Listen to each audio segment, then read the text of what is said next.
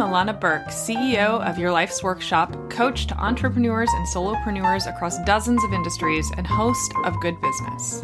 With nearly 20 years' experience helping hundreds of clients create profitable, ethically driven, and sustainable businesses based on their life's work, I'm here to teach you how to do great work, make great money, and make a positive impact without feeling like you need a shower afterwards.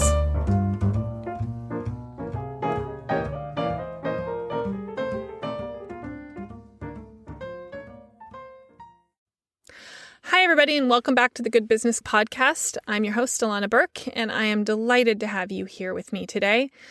Today, we are talking about identifying your leadership values. Now, that sounds like a really not sexy topic. That sounds painfully boring, and I wish there was fancier, snazzier words for this, but there is not. So, we're working with what we've got, okay? This is not going to be the standard, like, what are your values? And you say, honesty. And then we move on. It's not what we're doing right now, okay? It wouldn't be me if we did things like other people do them. So we're going to do this my way. First off, we're going to articulate the need. Why do you need to know what your leadership values are? The second, we're going to talk about what leadership values even are. And then we're going to talk about how to figure out what yours are. All right? First off, why is identifying your leadership values important? Well, if you don't know what your values are, you will very likely stop having them. That's the really, really important part I want everybody to hear me say. If you don't know what your leadership values are, you will eventually stop having any. That means you'll stop caring about other people somewhere along the way. In very clear terms, that's what happens. If you don't have something that's your touch point to go back to again and again and go, this is what matters to me, and this is how I'm going to behave, then when you're in a sticky situation, you will choose selfish every time. That is human nature. We will choose our own survival over other people unless we have something that reminds us that we are not the only fucking people in the world. That's why this is really goddamn important, because that is human nature. Our survival instinct will kick in lieu of higher reasoning. What we're doing today is a little bit of how do you figure out what your higher reasoning is. So next up, we're going to talk about why most people do this wrong. Now, I have done an exercise of some variety like this with clients for a decade. I have asked literally hundreds of people to do this exercise. I joked about the honesty thing at the beginning of the call because that's the number one thing everybody says when I say, what are your values as a leader or a business owner? They say, I really value honesty. And then I say, no, you don't. Because that right there is already a lie. If you actually value honesty as a concept, then you probably wouldn't have said that, because marketing, lots of lies, right? Even the good kind. Communicating with other people, lots of lies. I lie, you lie, we all lie constantly. Oh my God, constantly, especially if you have kids. My God, you lie about 50 times a day. Even when you're telling your kids not to lie, you're like lying to them about why. Because think about it. We all lie. We teach our kids not to lie basically to make our lives easier, right?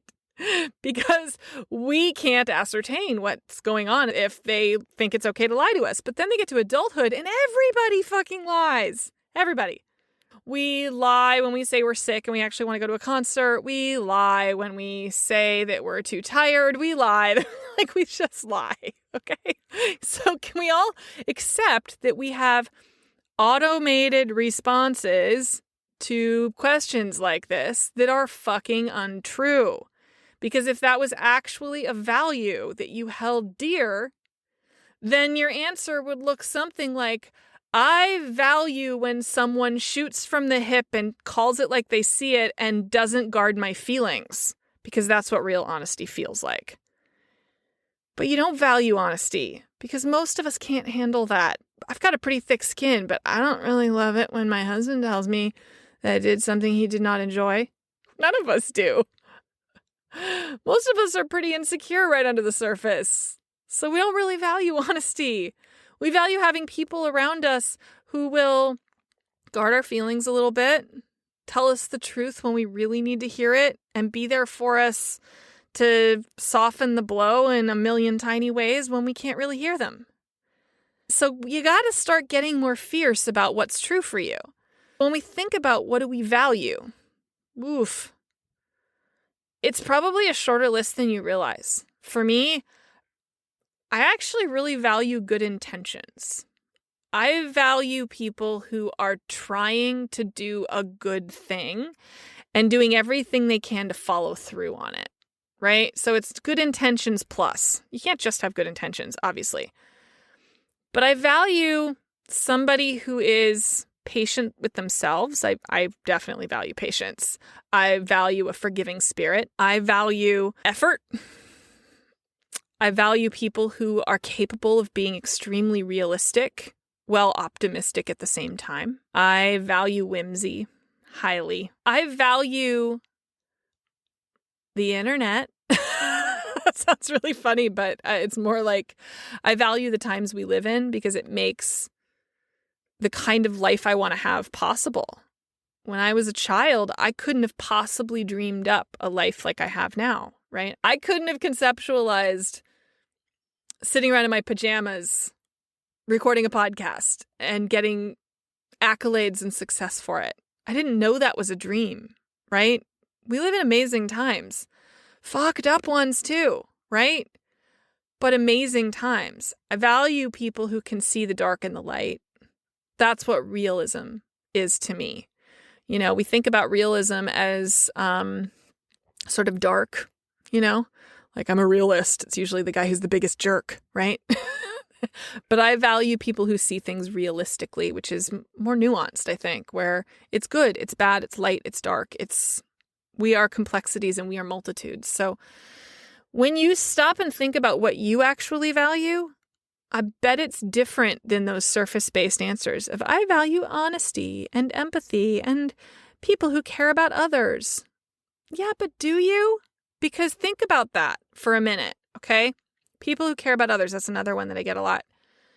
I'm betting most of you are more of the Democratic leaning bent, right? Because, you know, that's my politics. I'm not going to hide them. But I also can understand and empathize with the other side of those arguments, even when I find them reprehensible. But I promise you the people on the other side also care about people. They also love their families. They also think they're doing all the right things. They also think they're being honest. They also think they're being sensitive and empathetic, just like we do. And we're both fucking it up. Understanding what your values are has to be more specific than that. It has to be more nuanced. This is not about one-word answers. This is sitting down and having a heart-to-heart with yourself and figuring out what this really means to you. If you don't know, figure it out. Figure it out soon, because you got to know what to do when problems arise. You got to know how you're going to handle it based on your values when, let's say, somebody on your support staff fails miserably.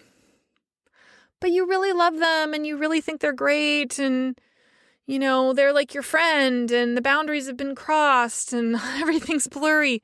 And they fucked up your lunch and cost you some money and it's a problem now. And how are you going to handle that?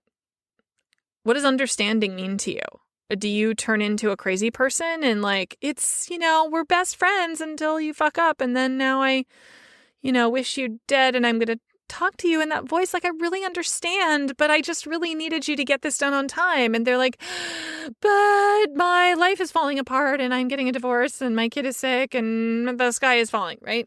Or are you going to make sure that before you hire somebody that you know what to do if something goes wrong, that you have backup in place? Because hello, that's actually what leadership is. My VA doesn't do anything that I don't know how to do, because that's how I take responsibility for my business.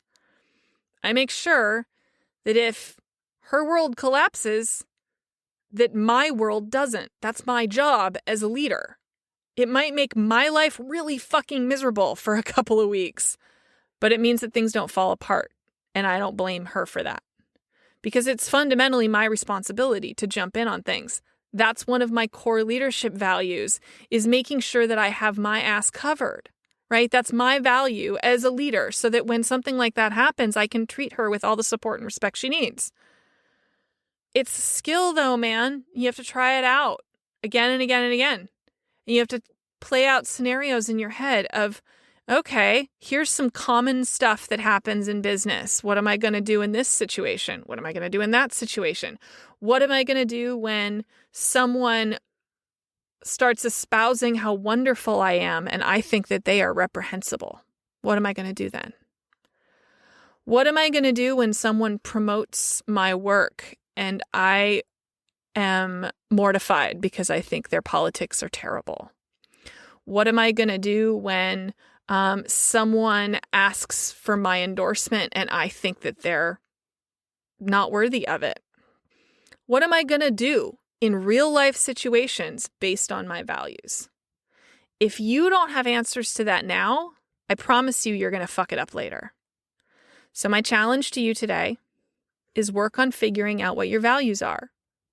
Play out some of those scenarios, use the examples I gave, they're pretty common, and think about it. What would you do? Go out there and be awesome leaders, everybody. Have a great day, and I'll see you next week. Bye. Thanks so much for hanging out with me today. For more information, visit yourlifesworkshop.com.